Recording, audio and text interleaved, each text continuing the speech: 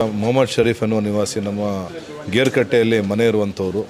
ಇವರು ಒಂದು ಕಳೆದ ವಾರ ಇವ್ರಿಗೊಂದು ಸಣ್ಣ ಇನ್ಸಿಡೆಂಟು ಮನೆ ಹತ್ರ ಆಗುತ್ತೆ. ಒಂದು ಹೋರಿ ಬಂದು ಇವರ ಸಾಕಿರುವಂಥ ಹೋರಿ ಬಂದು ಇವರಿಗೆ ತಿವಿದಿರೋ ಅದು ಗುದ್ದಿರೋದ್ರಿಂದ ಅವರು ಬೀಳ್ತಾರೆ. ಅಷ್ಟು ಇನ್ಸಿಡೆಂಟ್ ಬಿಟ್ಟರೆ ಇನ್ನೇನು ಮೇಜರ್ ಇನ್ಸಿಡೆಂಟ್ ಆಗಿರಲ್ಲ.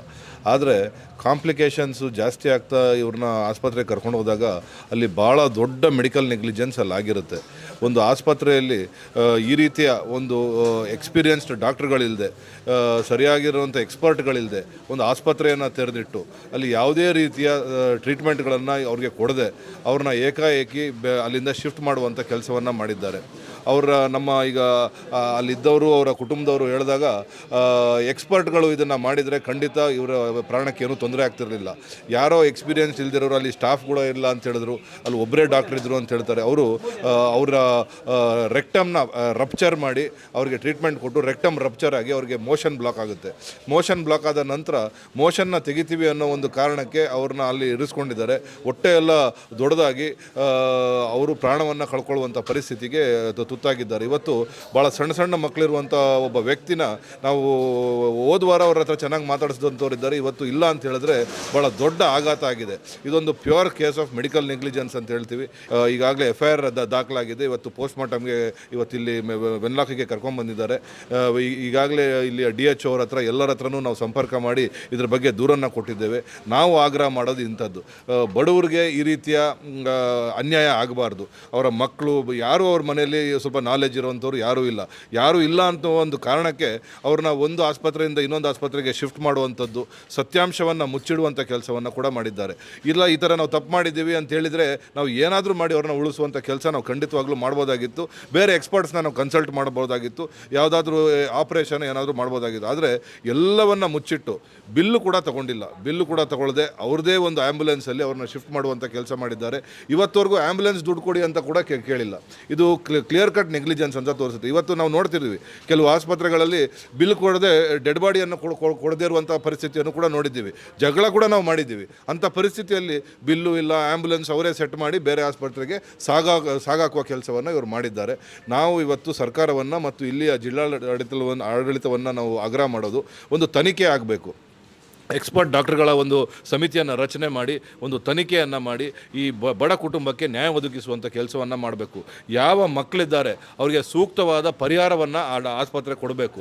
ಮತ್ತು ಆ ಆಸ್ಪತ್ರೆಯಲ್ಲಿ ಈ ಥರ ನೆಗ್ಲಿಜೆನ್ಸ್ ಕಂಡು ಬಂದಿದ್ದರೆ ಖಂಡಿತವಾಗ್ಲೂ ಆಸ್ಪತ್ರೆಯ ಲೈಸೆನ್ಸನ್ನು ಕ್ಯಾನ್ಸಲ್ ಮಾಡಬೇಕು. ಒಂದು ಗ್ರಾಮೀಣ ಭಾಗ ಅಲ್ಲಿ ನಮಗೆ ವೈದ್ಯೋ ನಾರಾಯಣ ಹರಿ ಅಂತ ಹೇಳ್ತೀವಿ. ಈಗ ಡಾಕ್ಟರ್ಗಳೇ ಈ ರೀತಿಯ ಜೀವ ತೆಗೆಯುವಂಥ ಕೆಲಸ ಮಾಡಿದ್ರೆ ನಾವಿಲ್ಲಿ ಯಾರ ಹತ್ರ ಹೋಗೋದು? ಈಗಾಗಲೇ DHO ಅವರು ಒಂದು ಆಶ್ವಾಸನೆಯನ್ನು ಕೊಟ್ಟಿದ್ದಾರೆ. 12 ಜನ ಡಾಕ್ಟರ್ಗಳ ಎಕ್ಸ್ಪರ್ಟ್ ಕಮಿಟಿಯನ್ನು ರಚನೆ ಮಾಡ್ತೀವಿ ಅಂತ ಹೇಳಿದ್ದಾರೆ. ನಾಳೆ ಮತ್ತೆ ಅವ್ರನ್ನ ಆಗ್ರಹವನ್ನು ಮಾಡ್ತೀವಿ. 12 ಜನಗಳ ಎಕ್ಸ್ಪರ್ಟ್ ಕಮಿಟಿ ಮಾಡಿ ಎಲ್ಲೆಲ್ಲವ್ರಿಗೆ ಟ್ರೀಟ್ಮೆಂಟ್ ಆಗಿದೆ ಅಲ್ಲೆಲ್ಲ ತನಿಖೆಯನ್ನು ಮಾಡಿ ಸೂಕ್ತವಾದ ಪರಿಹಾರವನ್ನು ಆ ಕುಟುಂಬಕ್ಕೆ ಒದಗಿಸ್ಕೊಡ್ಬೇಕು. ಸತ್ತವರಂತೂ ಇನ್ನು ಬರಲ್ಲ, ಆದರೆ ಮುಂದೆ ಯಾರಿಗೂ ಈ ಥರ ಅನ್ಯಾಯ ಬಡವರಿಗೆ ಆಗಬಾರ್ದು ಅನ್ನೋ ಆಗ್ರಹವನ್ನು ನಾವು ಮಾಡ್ತಾ ಇದ್ದೀವಿ. ಈ ಶರೀಫ್ ಯಾರು ಡೆತ್ ಆಗಿದ್ದಾನೆ, ಈ ಶರೀಫ್ ಅನ್ನೋವನಿಗೆ ನನಗೆ ಪರಿಚಯ. ಯಾಕಂತೇಳಿ ನನ್ನ ಫ್ರೂಟ್ಸ್ ಕಸ್ಟಮರ್ ಅವ. ನಾನು ಹೋಲ್ಸೇಲ್ ವ್ಯಾಪಾರಿ. ನನ್ನಿಂದ ಹಣ್ಣು ಹಂಪಲು ಖರೀದಿಸಿ ವ್ಯಾಪಾರ ಮಾಡ್ತಾಯಿದ್ದ. ಯಾಕಂತೇಳಿ ಒಳ್ಳೆ ನಿಯತ್ತಿದ್ದು ಹುಡುಗ ಇವ. ಅವನಿಗೆ ಹೆಂಡತಿ ಮಕ್ಕಳೆಲ್ಲ ಇದ್ದಾರೆ, ಸಣ್ಣ ಮಕ್ಕಳು, ಒಂದು 2 ವರ್ಷದ್ದು ಮತ್ತು 8 ವರ್ಷದ 10 ವರ್ಷದ ಮಕ್ಕಳಿದ್ದಾರೆ. ಒಳ್ಳೆ ನಿಯತ್ತಿಂದ ದುಡಿಯುವ, ಯಾವುದೇ ಪೇಮೆಂಟಲ್ಲಿ ಎಲ್ಲ ಕ್ಲಿಯರ್, ಮಾತಾಡೋದ್ರಲ್ಲಿ ಸಾಫ್ಟ್, ಸಮಾಧಾನದಿಂದ ಮಾತಾಡುವಂಥ ವ್ಯಕ್ತಿ. ಅದರಿಂದಾಗಿ ಪ್ರೀತಿಯಿಂದ ನಾನು ಏನು ಮಾಡಿದೆ ಅಂತ ಹೇಳಿದರೆ, ಶುಕ್ರವಾರ ಸಂಜೆ ಒಂದು 2 ಸಲ ಫೋನ್ ಮಾಡಿದೆ, ಎತ್ತಲಿಲ್ಲ. ಒಂದು 6 ಗಂಟೆ 7 ಗಂಟೆಗೆ ಫೋನ್ ಮಾಡಿದಾಗ ಅವನ ಮಿಸ್ಸಸ್ ಎತ್ತಿ ಹೇಳಿದರು, ಅಣ್ಣ ನಾವು ನನ್ನ ಗಂಡನಿಗೆ ಓರಿ ಒಂದು ಹೊಡೆದಿದೆ, ಹಾಗೆ ಸ್ವಲ್ಪ ನೋವು ಉಂಟು ಅಂತೇಳಿ ಬಂದು ನಾವು ಇಲ್ಲಿ ಎಮರ್ಜೆನ್ಸಿ ಸೂರ್ಯ ಹಾಸ್ಪಿಟ್ಲಲ್ಲಿ ಅಡ್ಮಿಟ್ ಆಗಿದ್ದೇವೆ ಅಂತ. ಹಾಗೆ ನಾನು ಹಾಸ್ಪಿಟ್ಲಿಗೆ ಹೋದೆ. ಒಂದು 8-8:30 ಗಂಟೆಗೆ ಹೋದಾಗ ಇದಕ್ಕಿಂತ ಮೇಲೆ ಜೀವ ಇದ್ದಾನೆ, ಇದಕ್ಕಿಂತ ಕೆಳಗಡೆ ಹೊಟ್ಟೆಲ್ಲ ಉಬ್ಬರಿಸಿದ ಥರ ಇದೆ. ಆಗ ನಾನು ನೋಡಿ ಕೇಳಿದೆ ಎಂತ ಅಂತ, ಈ ಥರ ಆಗಿದೆ, ಓರಿ ಹೊಡೆದು ನಾನು ಕಣ್ಣಿಗೆ ಅಲ್ಲಿ ಕೆಳಗಡೆ ಕಾಲುವೆಗೆ ಸ್ವಲ್ಪ ಬಿದ್ದಿದ್ದೆ.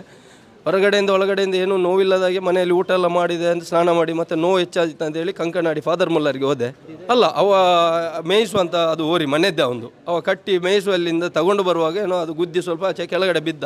ನೈಟ್ ಒಂದು 7 o'clock ಈ ಟೈಮಲ್ಲಿ ಸ್ವಲ್ಪ ಭಯ ಏನೋ ಮನಸ್ಸಿಗೆ ಕೂತಿದೆ. ಮತ್ತು ಸ್ವಲ್ಪ ಪೆಟ್ಟು ಯಾವುದು ಒಳಗಡೆಯಿಂದ ನೋವು ಕೂತಾದಾಗ ಒಂದು ಮಸಲ್ಸ್ ಕ್ಯಾಚ್ ಅಂತಾರಲ್ಲ, ಆ ಥರ ಏನೋ ಆಗಿದೆ ಅವನಿಗೆ, ಅಷ್ಟೇ, ಬೇರೆ ಏನೂ ಆಗಲಿಲ್ಲ. ಒಳಗಡೆಯಿಂದ ಇನ್ನಾಗಲಿ ಹೊರಗಡೆಯಿಂದ ಆಗಲಿ ಏನೇ ಗಾಯ ಇಲ್ಲ ಆದದ್ದು. ಹಾಗೆ ಅವ ನೋವು ಉಂಟು ಅಂತೇಳಿ ಎಲ್ಲ ಊಟ ಎಲ್ಲ ಮಾಡಿ ಸ್ನಾನ ಮಾಡಿ ಮಲಗಿದಲ್ಲಿಂದ ಹೇಳಲಿಕ್ಕೆ ಆಗಲಿಲ್ಲ. ಮತ್ತೆ ಅವನಿಗೆ ಪೇಷಂಟ್ ಪಾರ್ಟಿಯಲ್ಲಿ ಮಿಸ್ಸಸ್ ಇದ್ದರು, ಅಣ್ಣ ತಮ್ಮಂದಿದ್ದರು. ಅವರಲ್ಲಿ ಯಾರಲ್ಲಿ ಡಾಕ್ಟ್ರನವರು ಪೈಪ್ ಹಾಕುವ ವಿಷಯ ಹೇಳಲಿಲ್ಲ.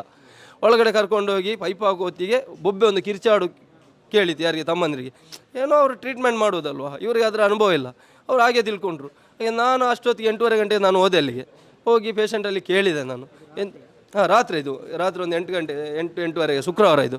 ಹಾಗೆ ಹಾಸ್ಪಿಟ್ಲಲ್ಲಿ ನಾನು ಹೋಗಿ ಕೇಳಿದೆ ಎಂತ ಅಂತ, ಇದಕ್ಕಿಂತ ಮೇಲೆ ಮಾತಾಡ್ತಾ ಇದ್ದಾನೆ ನನ್ನಲ್ಲಿ.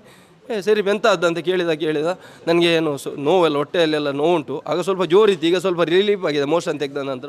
ಮೋಷನ್ ಹೇಗಿದೆ ಅಲ್ಲ, ಅವರು ಪೈಪ್ ಹಾಕಿದ್ರು ಅಂತ ಹೇಳಿದ, ಪೈಪ್ ಹಾಕಿ ತೆಗೆದ್ರ ಅಂತ, ಸ್ವಲ್ಪ ನೋವಾಗಿದೆ ತೆಗೆಯುವಾಗ ಅಂತೆಲ್ಲ ಹೇಳಿದ ನನ್ನ ಹತ್ರ. ಇವಾಗ ಆ್ಯಂಟಿಬಯೋಟಿಕ್ ಕಂಡೀಷನಲ್ಲಿ ಇದ್ದ, ಇವನಿಗೆ ನಶೆಯಲ್ಲಿದ್ದ ಹಾಗೆ ಗೊತ್ತಾಗೋದಿಲ್ಲ. ಇದು ಬೆಳಿಗ್ಗೆ ಆಗುವ ಏನೋ ಫಂಕ್ಷನ್ಸ್ ಎಲ್ಲ ನಿಂತಿದೆ ಅಲ್ಲಿ. ಇಲ್ಲ ಅಂದರೆ ಉಪ್ಪಿನಂಗಡಿ ಸೂರ್ಯ ಹಾಸ್ಪಿಟ್ಲ್ ಯಾವುದು ರೀತಿ ಅಂತ ಹೇಳಿದರೆ ₹1 ಯಾರಿಗೂ ಕೊಡದಂಥ ಒಂದು ನನ್ನ ಅಭಿಪ್ರಾಯದಲ್ಲಿ ಇಲ್ಲ ಅಂತ. ಅದು ಬಿಟ್ಟರೆ ಒಂದು ಸತ್ತ ಏನೇ ಇದ್ದರೂ ಯಾರೇ ಪೇಷಂಟ್ ಸಾಯಲಿ ಬದುಕಲಿ, ಯಾರು ಹಾಸ್ಪಿಟ್ಲ್ ನನಗೆ ಗೊತ್ತಿಲ್ಲ ಧರ್ಮಕ್ಕೆ ಬಿಟ್ಟದ್ದು ಅಂತೇಳಿ. ಉಪ್ಪಿನಂಗಡಿ ಯಾವುದೇ ಡಿಸ್ಚಾರ್ಜ್ ಸಮ್ಮರಿ ಕೊಡದೆ ಇವರಿಗೆ ಅವರದ ಇದರಿಂದ ದುಡ್ಡು ತಗೊಳ್ಳದೆ ಪೇಷಂಟನ್ನು ಅವರ ಆಂಬುಲೆನ್ಸ್ ಅಲ್ಲಿ ಇರುವಂಥ ಆಂಬುಲೆನ್ಸ್ಗೆ ಹಾಕಿ ನೀವು ಮಂಗಳೂರಿಗೆ ಕರ್ಕೊಂಡು ಹೋಗಿ ಅಂತ ಫ್ರೀಯಾಗಿ ಕಳಿಸಿರುವಂಥದ್ದು. ಇದು ಮೊದಲು 2-3 ದಿವಸದಿಂದ ಇವರು ಬಿಲ್ಲಿಗಾಗಲಿ ಆ್ಯಂಬುಲೆನ್ಸ್ ಫೀಸಿಗಾಗಲಿ ಯಾರೂ ಕೇಳಲೂ ಇಲ್ಲ, ಕಾಲೂ ಇಲ್ಲ ಇವ್ರದ್ದು. ಯಾಕಂತೇಳಿ ಸ್ಟ್ರಿಕ್ಟಾಗಿ ಕ್ರಮ ತೊಗೊಳ್ಬೇಕು ಅಂತ ಹಾಸ್ಪಿಟ್ಲನ್ನು ಮುಚ್ಚಿಸಿ ಅವ ದುಡ್ಡು ಮಾಡೋದು ಬೇಡ ಅಂತ ಡಾಕ್ಟ್ರು. ಯಾರನ್ನು ಬದುಕಿಸ್ಲಿಕ್ಕೆ, ಅವ್ರ ಹೆಂಡತಿ ಮಕ್ಕಳನ್ನು ಬದುಕಿಸ್ಲಾ, 10-6 ಜನರನ್ನು ಅನಾಥ ಮಾಡಿ ಇವರು ಬದುಕಬೇಕಾ? ಅಂಥದ್ದು ಬೇಡ, ಪಾಪದವರು ಹೋಗೋದು. ನಮ್ಮ ದಕ್ಷಿಣ ಜಿಲ್ಲೆಯ DC ಅವ್ರಿಗೆ ತಿಳಿಸಿ, DHO ಅವ್ರಿಗೂ ತಿಳಿಸಿ, ಅದಕ್ಕೆ ಶಕ್ತವಾಗಿ ಕ್ರಮ ಕೈಗೊಳ್ಳುವಂತೆ ನೀವು ಅದಕ್ಕೆ ಮನವಿ